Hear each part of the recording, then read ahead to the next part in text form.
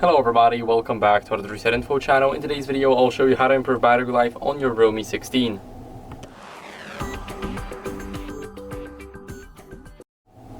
First, what you guys want to do is go over and shorten your screen timeout. So we're going to go to settings, and here we need to go to display and brightness. So let me quickly go to display and brightness.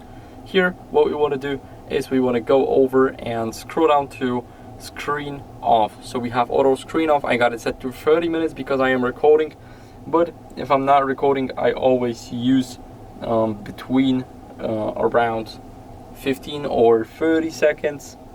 And of course, what are we going to do is we're going to go over, and we can also set it to 15 seconds. Go enable screen attention, and it will keep the screen on whenever we're still looking at it.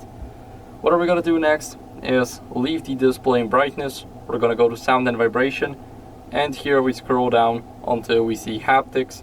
We want to disable the system haptics, and we do that because it also saves our battery, so we can improve our battery life.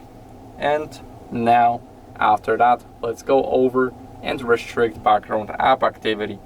So if your app is, for example, running in the background and it's draining your battery even if you're not using it, you should be able to go into the battery settings.